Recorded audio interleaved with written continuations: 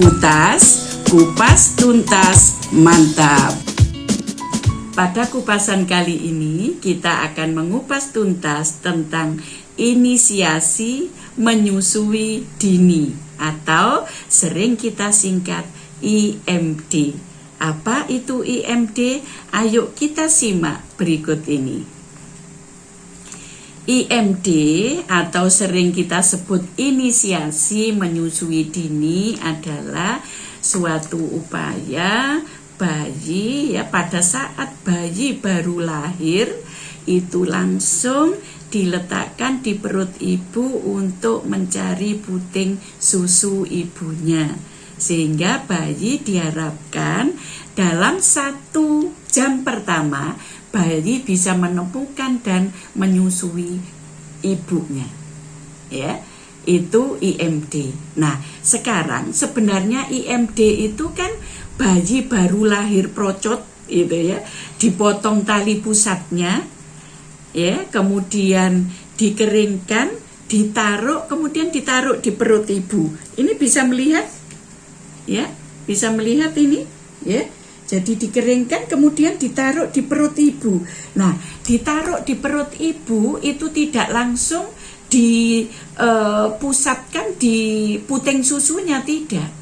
Jadi bayi itu dikeringkan oleh petugas atau oleh penolong itu kecuali tangannya, telapak tangan, kedua telapak tangan ini tidak diusap atau dikeringkan. Karena apa? Telapak tangan yang masih berbau itu tadi dipakai bayi untuk menuntun dia ke puting susu, ya. Jadi bayinya diletakkan di bawah di bawah payudara. Dia akan merambat sendiri gitu ya, mencari puting susu ibunya dengan tuntunan tangannya tadi. Jadi kakinya juga jejak ibunya, perut ibunya gitu. Jadi dia kosel. Lucu sekali ya kalau ada videonya itu, sampai dia ketemu puting susu ibunya. Setelah ketemu puting susu ibunya, maka dia akan menghisap, ya, menghisap air susu ibunya. Hisapan itu yang pertama tadi yang keluar adalah kolostrum, ya, disebut kolostrum. Jadi air susu yang pertama kali itu namanya kolostrum, dan itu sangat bagus untuk bayinya.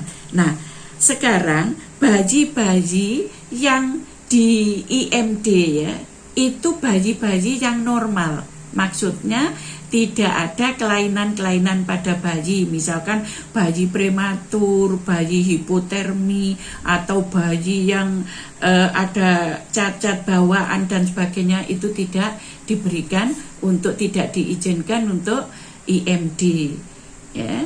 Jadi bayi yang sehat, ibunya juga sehat, ya. Kalau ibunya misalkan pas sakit atau lemah kondisinya, itu juga tidak memungkinkan untuk IMD. Sebenarnya IMD atau inisiasi menyusui dini itu sebenarnya banyak keuntungannya buat ibu maupun buat bayi. Untuk bayinya sebenarnya bayi akan diajari untuk berjuang, ya. Dia akan bergerak, itu juga akan memberikan pengalaman kepada bayi untuk mendapatkan ASI kelanjutannya, gitu ya, ASI eksklusif. Jadi intinya begini pemirsa, bayi-bayi yang di IMD dia akan lebih sukses untuk mendapatkan ASI eksklusifnya, itu karena dia sudah mendapatkan pengalaman pada IMD yang pertama. Nah, 1 jam pertama. Nah, sekarang ini banyak pertanyaan nih, ya. Mungkin ada beberapa pertanyaan, mosok bayi baru lahir bisa netek dan sebagainya gitu ya. Monggo Ibu, monggo. Biasanya kan ibu yang baru melahirkan itu kan capek karena badannya baru mengeluarkan Iya. tenaga besar Iya, gitu. iya. Nah, kira-kira apakah sudah mampu untuk menyusui bayi begitu? Oh iya ya, terima kasih, bagus sekali pertanyaannya. Iya, jadi pada saat ibu melahirkan itu selain capek gitu ya, badannya masih keringetan, masih ada darah, mungkin di bawah juga ada epis ya yang digunting itu Bu Evi ya. Itulah bagaimana dengan IMD. Jadi begini pemirsa, IMD itu tidak akan misalkan menghambat tadi, misalkan kalau ada di bawah itu ada epis atau guntingan ya, jadi tetap bisa di bawah itu bidannya atau penolongnya jahit gitu ya, jahit robekan, kemudian di atasnya itu bayi menyusui, itu tidak masalah. Terus kalau ibunya tadi capek ya Bu Evi, memang melahirkan capek sekali ya.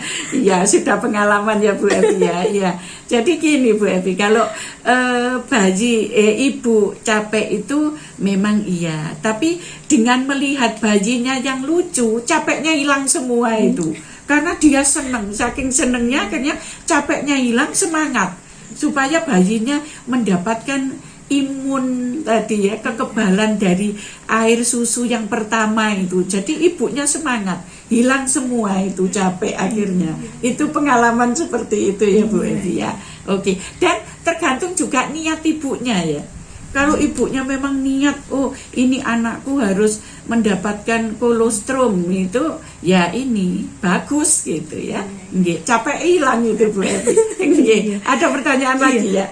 Kemudian bagaimana kalau ibu yang melahirkannya dengan cara sesar? Kan ada bius-biusnya itu. Apakah mempengaruhi bayinya nanti? Oh iya, terima kasih. Bagus juga pertanyaannya. Jadi kalau sesar itu memang kan di kamar operasi ya. Itu kan orangnya ribut banyak gitu. Apa memungkinkan ya untuk UMD? Sekarang itu kan sesar itu sadar ya Bu Evi ya. Jadi nggak seperti zaman dulu kalau sesar itu bius total terus pasiennya nggak sadar gitu. Sekarang pasiennya bisa omong-omongan dengan dokternya gitu ya. Jadi di bius tapi masih sadar gitu ya. Biusnya lokal hanya di ini perutnya. Nah itu sebenarnya bisa ini ya, masih tetap bisa IMD sebenarnya. Ada beberapa teman itu ya yang dokter, ada dokter juga bahwa istrinya dioperasi tapi masih bisa untuk memberikan IMD ya, inisiasi menyusui dini itu masih bisa dilakukan. Asal itu tadi ibunya mau untuk direpoti ya. Ibunya mau untuk direpoti tadi gitu ya. Jadi bisa, masih tetap bisa. Ini ya. Pengalaman sendiri Bu. Nenek saya dulu kalau pas saya melahirkan itu bilang kalau misalnya menyusui pertama itu jangan dikasihkan air susu pertama, itu kotor soalnya. Itu betul atau enggak sih? Oh, susu jolong gitu ya. Iya. Ini IMD tadi pertanyaannya, kalau susu pertama itu kotor gitu ya, jangan diberikan itu gitu ya. Oke, jadi itu sebenarnya istilahnya budaya yang keliru ya Bu Evi. Justru yang pertama yang dianggap kotor itu tadi mengandung kekebalan, mengandung imunoglobulin kalau bahasa ini. IgG, IgM, IgA itu sangat bagus untuk pencernaan dan kekebalan bayi. Jadi jangan dibuang ya Bu Evi ya, diberikan ya nanti ya. Oke, ada pertanyaan lagi. Pertanyaan saya juga yang terakhir ini Bu. Ini pengalaman saya pribadi, waktu saya melahirkan itu ASI saya belum keluar. Kemudian sekitar satu setengah hari itu masih belum keluar. Nah ibu saya sudah panik, bilang sudahlah kalau kasihan bayinya, kalau nggak minum susu segera dikasih susu kaleng aja, bilang gitu. Ya bagaimana Bu menurut ibu, apakah benar atau gimana? Iya, ini bagus sekali ya pertanyaannya. Jadi memang masih banyak ini mbah-mbah ya, nenek-nenek itu yang ribet bahwa ASINya itu nggak keluar dan sebagainya. Sebenarnya begini Bu Evi, lambung bayi itu sak neker itu loh, kelereng itu loh Bu Evi, kurang lebih paling ya berapa mili ya itu ya, itu 30 mili kali ya itu ya. Itu sebesar kelereng itu pada saat bayi baru lahir. Sehingga lambung yang kecil itu jangan diiseni yang banyak-banyak. Makanya Tuhan itu sudah mengatur ya, sudah adil. Makanya pada awal-awal itu memang bukan ASI tidak keluar. Kalau pada saat mengisap itu ASINya masih keluar itu Bu Evi. Keluar yang kolostrum tadi. Dengan kolostrum yang sedikit itu bayinya sudah kenyang. Bukan berarti kalau nangis itu bayinya lapar. Terus kadang dikasih pisang, dikasih itu. Pisangnya segede itu, lambungnya segede itu. Akhirnya ada beberapa pengalaman di rumah sakit itu bayinya mengalami penyumbatan pada ususnya. Sehingga harus dipotong ususnya. Itu. Bayi baru lahir dikasih nasi sama pisang atau dikasih apa ya, itu akhirnya sampai dioperasikan, kasihan itu ya. Jadi sudah cukup itu. Asal jangan kalau sudah merasa tidak keluar terus berhenti tidak ditetekkan. Itu salah. Jadi kalau tidak keluar terus dicoba terus, biar aja dimut-mut, dijilat-jilat, itu merangsang untuk produksi ASI. Jadi kalau ibu tidak, malah bayinya tidak disuguhi pentil ibunya tadi ya puting susu ibunya, akhirnya dia nggak dirangsang untuk memproduksi ASI, malah nggak keluar akhirnya. Jadi dicoba terus. Jangan ke susu diberikan susu pendamping. Iya. Terima kasih ya. Jadi pemirsa semua, ini untuk inisiasi menyusui dini ini memang membutuhkan dukungan atau supporter juga dari keluarga. Jadi Bu Evi, supporternya penting, terutama suami. Nah, pada saat melahirkan kan suami mendampingi, kemudian ibu kadang juga mendampingi. Nah, pada saat IMD itu boleh dibantu ibunya atau dibantu oleh suaminya, didampingi. Rodok-rodok ini kan dikemuli ya, atasnya itu kan dikasih kain kering itu supaya nggak kedinginan ya. Jadi bukan bajunya telanjang terus atasnya tidak diberi kain ya, itu akan kedinginan ya. Makanya suaminya harus support untuk dilakukan IMD. Nah, tadi untuk IMD ini kadang kan gini Bu Evi, loh anakku kan butuh dimandikan, kan butuh ditimbang ya, kemudian diberikan salep mata, disuntik vitamin K, itu bisa ditunda 1 jam. Jadi IMD itu diberi batas waktu 1 jam Bu, karena diperkirakan IMD itu 40 menit. Rata-rata bayi itu 40 menit sudah bisa menemukan puting susu ibunya. 40 menit itu sudah bisa menemukan, sehingga kita masih diberi waktu kalkulasi 20 menit lagi untuk sampai 1 jam ya. Kalau 1 jam sudah ketemu, sudah itu kita keringkan, kita bersihkan, tapi belum dimandikan, karena dimandikan itu 6 jam Bu Evi ya. 6 jam setelah bayi dilahirkan, tidak boleh segera dimandikan karena nanti bisa kedinginan ya. Makanya itu dibersihkan dulu, bayinya dikeringkan, diberi selimut ya. Kemudian tetap setelah dibersihkan, ditimbang, diberi identitas, diberi imunisasi tadi apa? HB0 ya.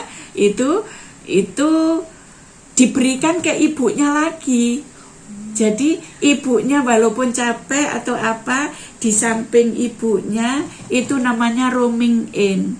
Jadi ibu dirawat satu tempat dengan ibunya supaya mendapatkan kehangatan di dekapan ibunya. Jadi ibunya setelah dibersihkan semua ya, sudah dijahit, dibersihkan, habis gitu bayinya yang sudah bersih dibersihkan tadi ditaruh lagi di dekapan ibunya, seperti kanguru ya. Itu namanya metode kanguru ya. Itu IMD. Itulah pentingnya IMD, supaya bayi-bayi kita tetap mendapatkan imunitas atau kekebalan dari ibunya, dan sesegera mungkin bayinya bisa menikmati dekapan ibu Untuk itu IMD sangat penting untuk bayi-bayi di Indonesia. Terima kasih, itu tadi kupas tuntas dari inisiasi menyusui dini. Mudah-mudahan bermanfaat. Jangan lupa subscribe, like, share, komen. Jangan lupa gabung di Atik Channel.